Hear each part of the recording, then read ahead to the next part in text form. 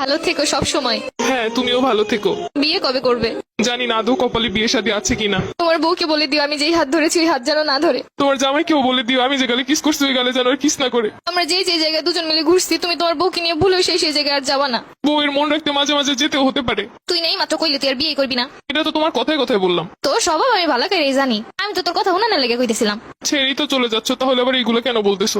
ঠিকই তো বলছো, আমি কেন এগুলো বলতেছি এখন? আমাকে ছেড়ে খুব ভালো থাকবে তাই না? ভালো তো থাকতাম, কিন্তু এই 2-3 বছরে তো হাজার হাজার টাকা খরচ হয়ে গেছে আমার। ঘুরতে গেলে গাড়ি ভাড়া তো আসি, ফুচকা খাওয়ানো, চটপটি খাওয়ানো, আইসক্রিম খাওয়ানো, এইগুলোর পিছনে 70 টাকা গেছে আমার। কষ্ট পেও না, যখন জামাই হবে টাকা পয়সা হলে তোমাকে সব শোধ করে দিব।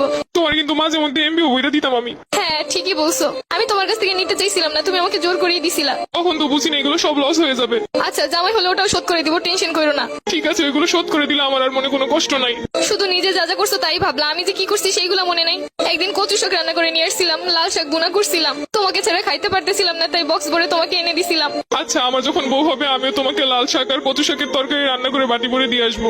চেয়েছিলে এই শীতে রাজহাঁস রান্না করে খাওয়াতে আমাকে। ইচ্ছে তো ছিল কত কিছুই, কিন্তু হলো কই?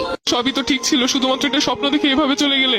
আর আমার এই শীতে রাজহাঁস খাওয়া হলো না। শুধু কি স্বপ্নই? তুমি যে একটা মেয়ের দিকে তাকাইছিলে 2 মিনিটের জন্য, সম্পর্কে শুরুতেই বলছিলাম কোনো মেয়ের দিকে ভুলেও তাকাবা না। তুমি শুধু তাকানোটাই দেখলে, কিসের জন্য তাকাইছি সেটা তো একবারও জানতে চাইলে না। ওই মেয়েটার অন্য গাড়িতে পেঁচে যাচ্ছিল, আমি মেয়েটাকে বাঁচানোর জন্য ওকে ইশারা করে বুঝাচ্ছিলাম। আমি বেঁচে থাকতে অন্য কেউ মরে যাচ্ছে বলে তোমার এত কষ্ট হচ্ছিল?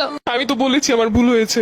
কিছু কিছু ভুলের কখনো ক্ষমা হয় না, এটা তো জানো। আর তুমি তো জানো আমি সবকিছু সহ্য করতে রাজি, কিন্তু মেয়েদের ব্যাপার নিয়ে একদমই সহ্য করতে পারি না। তাই তো আর আটকাতেও পারছি না। দোয়া করি সুখে থাকো সব সময়। তুমি আমাকে খুব সহজে ভুলে যেতে পারবে তাই না?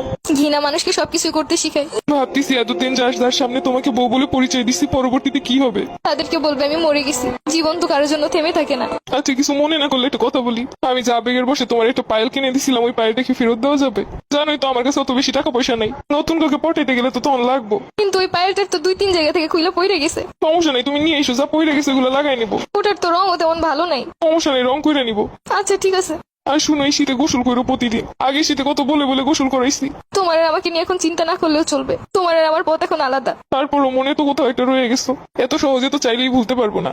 কিছু না মনে করলে আমি একটা কথা বলি। তোমারে তো আমি একটা গড়ি গিফট করছিলাম, ওই গড়িটা কি ফেরত দেওয়া যাবো? ওই গড়িটা তো পানি ঢুকে নষ্ট হয়ে গেছে। সমস্যা নেই, নষ্ট হইলেও চলবো। পুরোনো জিনিস বিক্রি হয়ে যে গ্রুপগুলোতে ওইগুলোই সেল করে দিব। একটা ড্রেস পছন্দ হয়েছে, ভাবছিলাম তোমারে বলবো, সেটা তো আর হলো না। ওই গড়িটা বিক্রি করেই কিনবো। লাস্ট ওই একটাই স্মৃতি ছিল আমার কাছে, ওটাও নিয়ে যাবে। আমি নিজেই নেই, আমার স্মৃতি দিয়ে আর কি করবে?